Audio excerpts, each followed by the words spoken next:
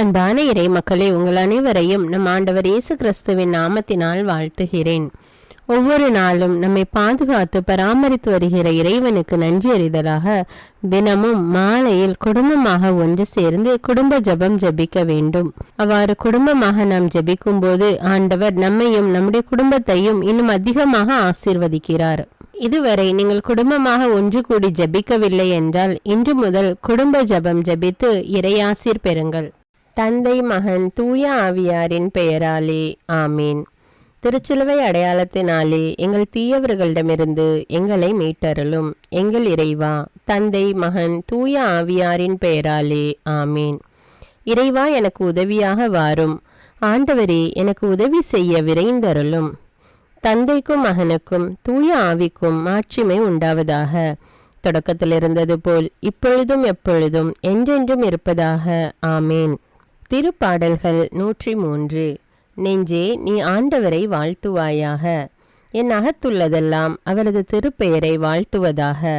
என் ஆன்மாவே ஆண்டவரை வாழ்த்துவாயாக. என் ஆன்மாவே ஆண்டவரை வாழ்த்துவாயாக.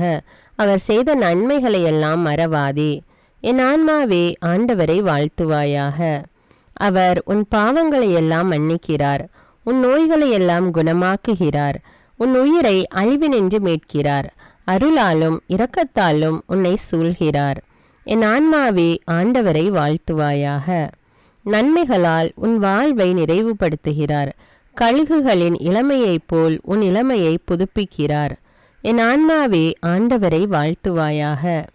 நீதியின் செயல்களை புரிகிறார் ஆண்டவர், துன்புற்றோர் யாவருக்கும் நீதி வழங்குகிறார். மொய்சனுக்கு தம் வழிகளை வெளிப்படுத்தினார், இஸ்ரவேல் மக்களுக்கு தம் செயல்களை விளங்க செய்தார். என் ஆன்மாவே ஆண்டவரை வாழ்த்துவாயாக. ஆண்டவர் இரக்கமும் கருணையும் உள்ளவர், சினம் கொள்ள தாமதிப்பவர், ஏராளமான காருண்யம் கொண்டவர், ஓயாமல் கடிந்து கொள்பவர் அல்ல, முடிவின்றி கோபம் காட்டுபவர் அல்ல. என் ஆன்மாவே ஆண்டவரை வாழ்த்துவாயாக. நம்முடைய பாவங்களுக்கு ஏற்றபடி நம்மை தண்டிப்பதில்லை, நம் குற்றங்களுக்கு தக்கபடி நமக்கு ஆக்கினை இடுவதில்லை. என் ஆன்மாவே ஆண்டவரை வாழ்த்துவாயாக. ஏனெனில் வானுலகம் பூ உலகத்திற்கு எவ்வளவு உயர்ந்துள்ளதோ அவ்வளவுக்கு அவர் தமக்கு அஞ்சு நடப்பவர்களுக்கு தயவு காண்பிக்கிறார். மேல் திசைக்கும் கீழ்த்திசைக்கும் எவ்வளவு தூரமோ அவ்வளவு தூரத்திற்கு நம் பாவங்களை நம்மிடமிருந்து அகற்றியுள்ளார். என் ஆன்மாவே ஆண்டவரை வாழ்த்துவாயாக. தந்தை தன் மக்களுக்கு இரங்குவது போல் ஆண்டவர் தமக்கு அஞ்சுகிறவர்கள் மேல் இரக்கம் காண்பிக்கிறார். ஏனெனில் அவர் நம்முடைய நிலைமையை நன்றாய் அறிந்திருக்கிறார். நாம் தூசிக்கு சமம் என்று அவருக்கு தெரியாமல் இல்லை. என் ஆன்மாவே ஆண்டவரை வாழ்த்துவாயாக.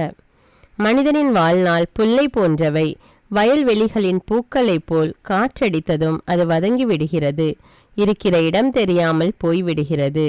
என் ஆன்மாவே ஆண்டவரை வாழ்த்துவாயாக. ஆண்டவருடைய தயவோவெனில் அவருக்கு அஞ்சி நடப்போர் மீது என்றென்றும் நிலை நிற்கும். அவருடைய நீதியோ அவருடைய உடன்படிக்கையை கடைபிடித்து அவரது கற்பனைகளின்படி நடக்க அவற்றை நினைவு கூறும் தலைமுறைகள் மீது நிலைத்திருக்கும். என் ஆன்மாவே ஆண்டவரை வாழ்த்துவாயாக. ஆண்டவருடைய வார்த்தையை கேட்டு அவருடைய சொற்படி நடக்கும் ஆண்டவரின் வல்லமை உள்ள தூதர்களே, அவரை வாழ்த்துங்கள். ஆண்டவருடைய திருவுளப்படி நடக்கும் அவருடைய ஊழியர்களே, அவருடைய சேனைகளே, அவரை வாழ்த்துங்கள். என் ஆன்மாவே ஆண்டவரை வாழ்த்துவாயாக. ஆண்டவருடைய சகல படைப்புகளே, அவருடைய ஆளுகை செல்கிற இடமெங்கும் அவரை வாழ்த்துங்கள். என் ஆன்மாவே ஆண்டவரை வாழ்த்துவாயாக. என் ஆன்மாவே ஆண்டவரை வாழ்த்துவாயாக. தந்தைக்கும் மகனுக்கும் தூய ஆவிக்கும் மாட்சிமை உண்டாவதாக. தொடக்கத்தில் இருந்தது போல இப்பொழுதும் எப்பொழுதும் என்றென்றும் இருப்பதாக ஆமீன். திருத்தூதர் பணிகள் அதிகாரம் 25. சீசரின் விசாரணையை பவுல் நாடுதல். பெஸ்து மாநில தலைவராக பதவியேற்று 3 நாள் ஆன பிறகு செசரியாவில் இருந்து எருசலேம் சென்றார். தலைமை குருக்களும் யூத முதன்மை குடிமக்களும் பவுலுக்கு எதிராக அவரிடம் முறையிட்டு தங்களுக்கு தயவு காட்டி பவுலை மீண்டும் எருசலேமுக்கு கொண்டு வருமாறு வேண்டிக் கொண்டார்கள். ஏனெனில் வழியில் அவரை கொன்றுவிட சூழ்ச்சி செய்திருந்தார்கள். பெஸ்த் அவர்களை பார்த்து, பவுல் செசரியாவில் காவலில் வைக்கப்பட்டுள்ளார். நானும் விரைவில் அங்கு செல்லவிருக்கிறேன். உங்கள் தலைவர்கள் என்னுடன் வந்து அவரிடம் ஏதாவது தவறு இருந்தால் அவர் மீது குற்றம் சுமத்தட்டும் என்றார்.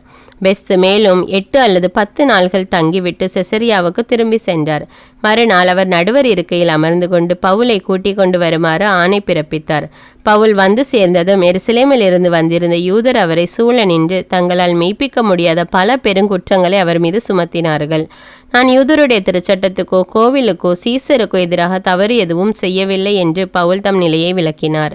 பெஸ்து யூதரின் நல்லெண்ணத்தை பெற விரும்பி பவுலை பார்த்து, நீர் எருசலேம் வந்து அங்கே இந்த குற்றங்களுக்காக விசாரிக்கப்பட விரும்புகிறீரா என கேட்டார். பவுல் அவரிடம், நான் சீசருடைய நடுவர் மன்றத்தில் விசாரிக்கப்பட வேண்டும், அங்குதான் எனக்கு தீர்ப்பு வழங்கப்பட வேண்டும். நான் யூதருக்கு எதிராக எந்த தீங்கும் செய்யவில்லை, இது உமக்கு நன்றாக தெரியும். நான் மரண தண்டனைக்குரிய குற்றம் ஏதாவது செய்திருந்தால் அத்தண்டனையிலிருந்து தப்பித்து கொள்ள விரும்பவில்லை.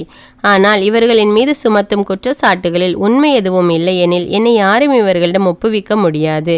சீசரே என்னை விசாரிக்க வேண்டும் என்றார். பின் பெஸ்து தன் ஆலோசகருடன் கலந்து பேசி, நீர் உம்மை சீசர் விசாரிக்க வேண்டும் என்று கூறினீர், எனவே நீர் சீசரிடமே செல்லும் என்றார்.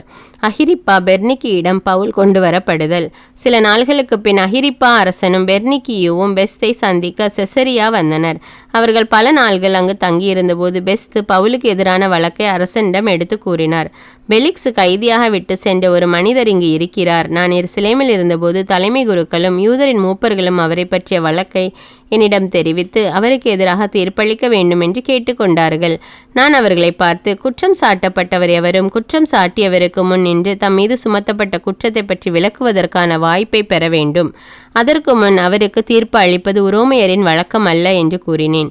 எனவே அவர்கள் இங்கே வந்தபோது சற்றும் காலம் தாழ்த்தாமல் மறுநாளிலேயே நான் நடுவர் இருக்கையில் அமர்ந்து அவரை என்னிடம் கூட்டிக் கொண்டு வருமாறு ஆணை பிறப்பித்தேன். குற்றம் சுமத்தி அவர்கள் எழுந்து பேசிய போது நான் நினைத்திருந்த கொடிய குற்றம் எதுவும் அவர் மீது சுமத்தவில்லை.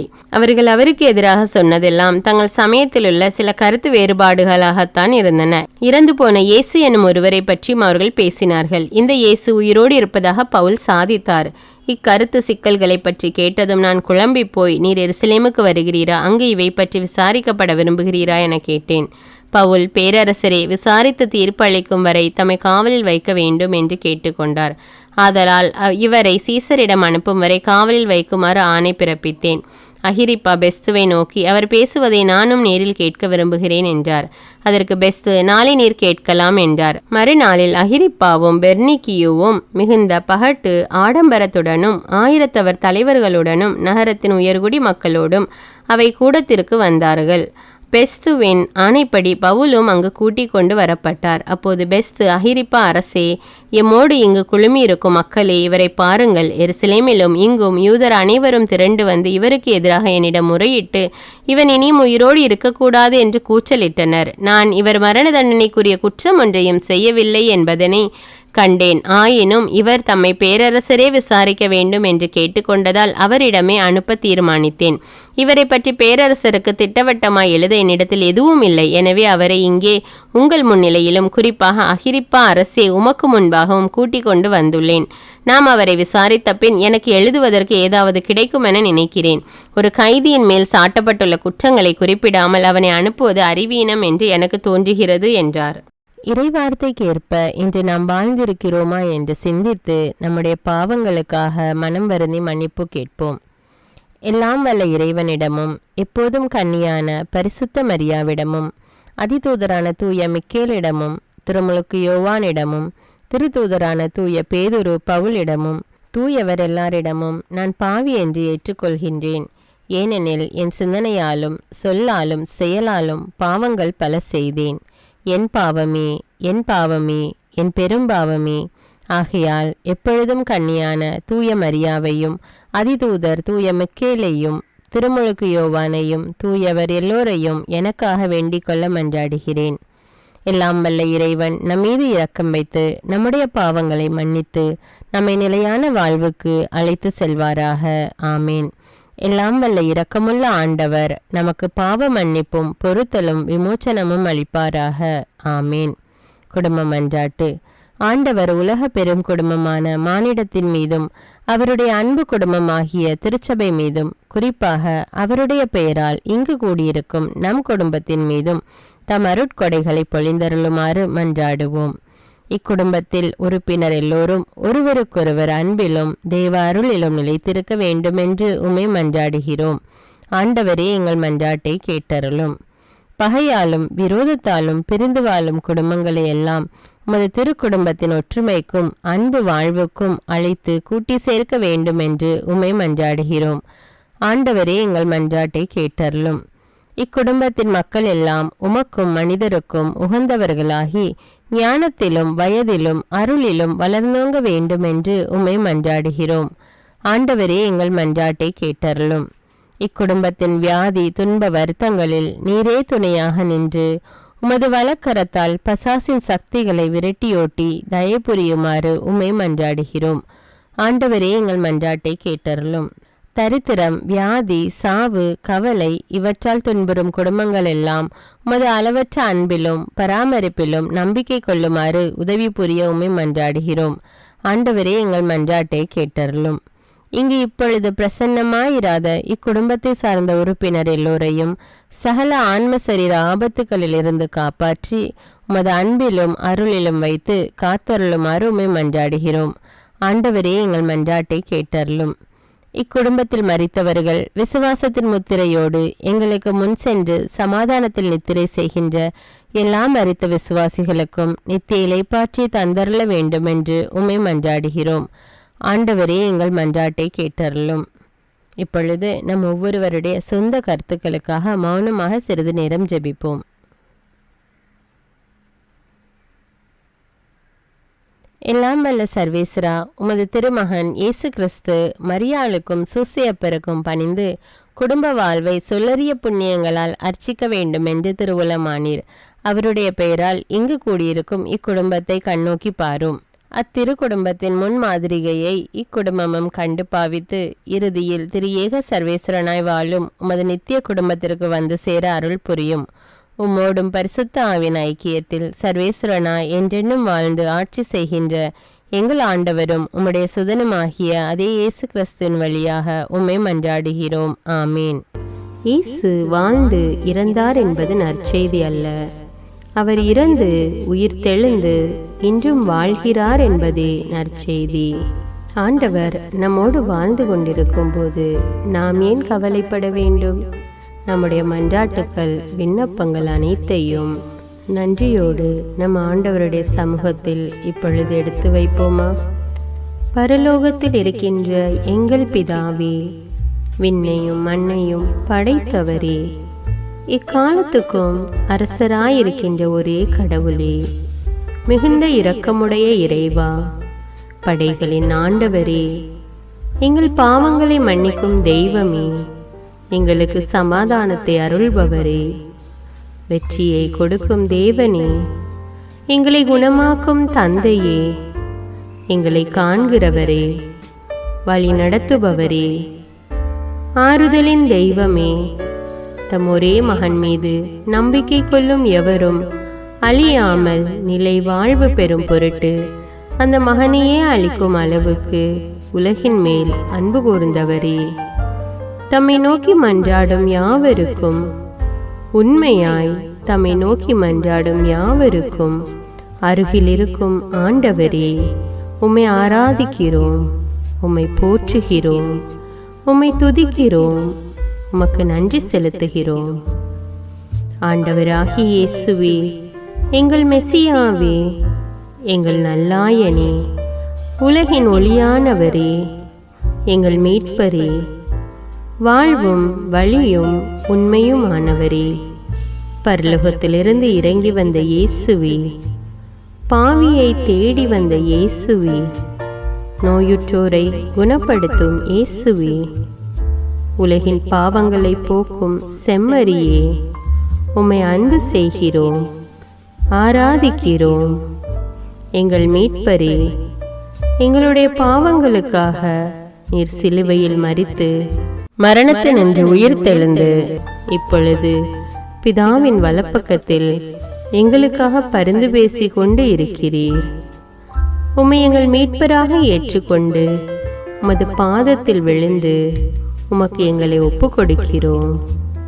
உமது திரு இரத்தத்தால் கழுவி எங்களை நீதிமான்களாய் மாற்றும் ஆண்டவரே, நாங்கள் செய்த எல்லா பாவங்களையும், குறிப்பாக எங்களுக்கு சாபத்தை கொண்டு வந்த பாவங்களுக்காகவும் மனம் வருந்துகிறோம். எங்களை மன்னியும் தெய்வமே. எங்கள் முன்னோர்களின் பாவங்களினால் ஏற்பட்ட சாபங்களையும் நீர் சிலுவையில் சுமந்து தீர்த்தீர் என்று விசுவசிக்கிறோம். பாவங்களையும் சாபங்களையும் நீக்கி எங்களுக்கு விடுதலையை தாரும். எங்கள் மீட்பரே, உமக்குள் நாங்கள் மன்னிப்பை பெற்றது போலவே எங்களுக்கு தீமை செய்தவர்கள், எங்களை தவறான பாதையில் நடத்தியவர்கள் அனைவரையும் உமது சித்தத்தின்படியே மன்னிக்கிறோம். எங்களை ஆசீர்வதியும். தூய ஆவியானவரே, மாட்சிமிக்க ஆவியானவரே, வாழ்வு தரும் ஆவியானவரே, வல்லமையின் ஆவியானவரே, எங்கள் தேற்றரவாளரே, திடம் தருபவரே, மகிழ்ச்சியின் ஆவியானவரே, விண்ணப்பிக்கும் ஆவியானவரே, நோய் நீக்கும் ஆவியானவரே, பாவத்தை உணர்த்தும் ஆவியானவரே, புது இதயம் அருள்பவரே, புது வாழ்வு அருள்பவரே, இறுதி நாளில் மாந்தர் யாவர் மேலும் ஊற்றப்படும் ஆவியானவரே, சத்தியத்திற்குள் எங்களை வழிநடத்துபவரே, எங்களை உயிர்ப்பிக்கும் ஆவியானவரே, கொடைகளை அருள்பவரே, பாவத்தையும் சாபத்தையும் நீக்குபவரே, உம்மை ஆராதிக்கிறோம், அன்பு கூறுகிறோம், நன்றி செலுத்துகிறோம். எங்களை ஆசீர்வதியும். மூவரு தெய்வமே, எங்களுடைய ஆவி, ஆன்மா, உடலை உமக்கு ஒப்பு கொடுக்கிறோம். எங்கள் ஆண்டவராம் இயேசுவின் வருகையில் நாங்கள் குற்றமற்றவர்களாய் காணப்பட, நீதிமான்களாய் நிற்க உம்முடைய அருளை வேண்டுகிறோம். தூய்மையின்றி எவரும் கடவுளை காண முடியாது என்ற உண்மையை நாங்கள் அறிந்திருப்பதால் தூய்மை எங்கள் சிந்தனைகளை ஆட்கொள்ள வேண்டுமாய் உம்மிடம் தாழ்ந்து பணிந்து மன்றாடுகிறோம். நீங்கள் இயேசுவை ஏற்றுக்கொண்டபடியே அவருக்குள் வேறு கொண்டவர்களாகவும் அவர் மேல் கட்டப்பட்டவர்களாகவும் அவருக்குள் நடந்து கொள்ளுங்கள் என்ற மறை உண்மை எங்கள் வாழ்வின் அனுபவமாக உம்மிடம் ஜெபிக்கிறோம். நாங்கள் இயேசுவாக வளர்வதற்கு எங்கள் இதயத்தில் விருப்பத்தை உருவாக்குமாறு மன்றாடுகிறோம். உங்கள் பகைவர்களிடம் அன்பு கூறுங்கள், உங்களை சபிக்கிறவர்களை ஆசீர்வதியுங்கள், உங்களை பகைக்கிறவர்களுக்கு நன்மை செய்யுங்கள், உங்களை துன்புறுத்துவோருக்காக இறைவனிடம் வேண்டுங்கள் என்ற உமது திரு வசனங்களின்படி நாங்கள் வாழ்வதே உமது திருவுலமாகையால் உமக்கு கீழ்ப்படிந்து வாழும் அருளை எங்களுக்கு தாரும் சுவாமி. தீமையை நன்மையால் வெல்லுங்கள் என்ற இறை வார்த்தையின்படியே தீமைக்கு பதில் நன்மை செய்யும் திவ்ய சுபாவத்தை எங்களுக்கு தாரும். என் பொருட்டு மக்கள் உங்களை இகழ்ந்து துன்புறுத்தி உங்களை பற்றி இல்லாதவை பொல்லாதவை எல்லாம் சொல்லும்போது நீங்கள் பேறு பெற்றவர்களே, மகிழ்ந்து பேறு வகை கொள்ளுங்கள். ஏனெனில் விண்ணுலகில் உங்களுக்கு கிடைக்கும் கைமாறு மிகுதியாகும் என்ற உமது போதனையின்படியே எங்களுடைய இறை வாழ்வில் மற்றவர்கள் எங்களை புறக்கணிக்கும் போதும் நிந்தைக்குள்ளாக்கும் போதும் தீயதை பேசும் போதும் நாங்கள் அமைதி காத்து உமது பாடுகளை தியானித்து மிக சிறிய பாடுகளும் எங்களை இயேசுவை போல மாற இயேசுவுக்கு சாட்சி பகர உதவும் என்று உணர்ந்து அதுபோன்ற சூழ்நிலைகளில் உமக்கு நன்றி கூறுவதே உயர்வானது என்று நாங்கள் உணர செய்தருளும்.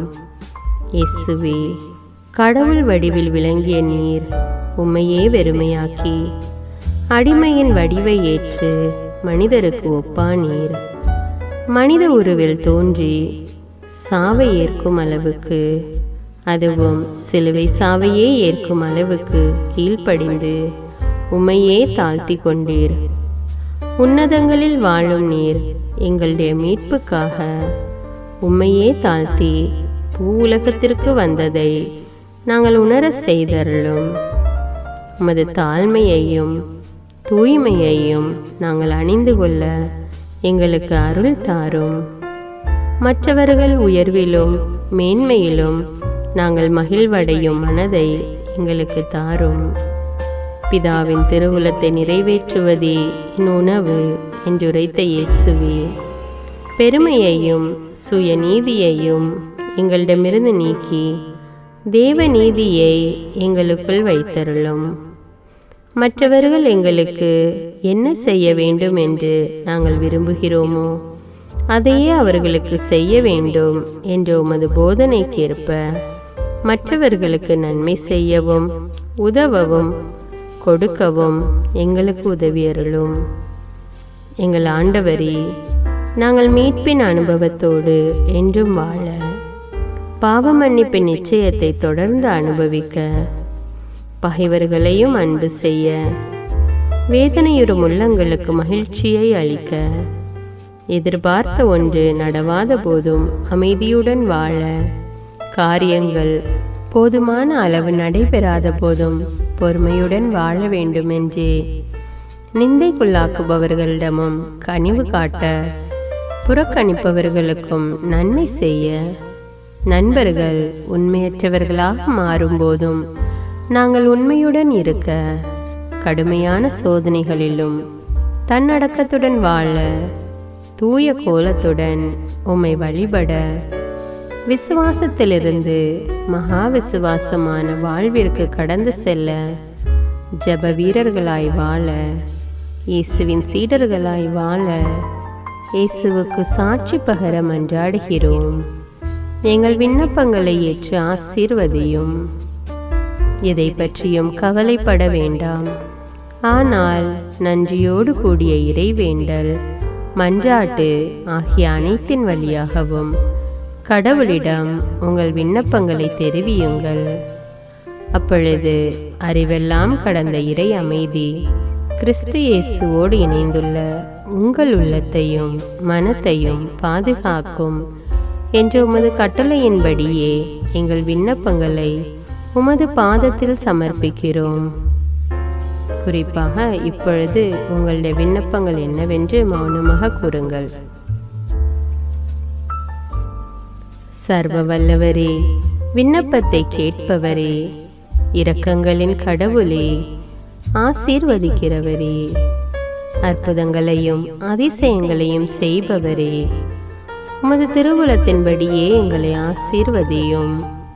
உம்மை நாங்கள் காண்பதற்கு எங்கள் கண்களை தூய்மையாக்கும். உமது குரலை நாங்கள் கேட்பதற்கு எங்கள் செவிகளை திறந்தருளும். எங்களுக்கு ஆறுதலையும் தேறுதலையும் சமாதானத்தையும் தந்து ஆசீர்வதியும். உமக்கு நன்றி செலுத்துகிறோம். கோடான கோடி நன்றி செலுத்துகிறோம். துதி, கன, மகிமை, மாட்சிமை யாவற்றையும் உமக்கே செலுத்துகிறோம். எங்கள் ஆண்டவராம் இயேசுவின் இனிய நாமத்தில் ஜெபிக்கிறோம் எங்கள் நல்ல பிதாவே, ஆமீன். இந்த வீடியோ உங்களுக்கு பயனுள்ளதாக இருந்தா என்பதை எனக்கு கமெண்ட்ஸில் தெரியப்படுத்துங்கள். மேலும் இந்த வீடியோவை பிறரோடு ஷேர் செய்து கொள்ளுங்கள். நன்றி.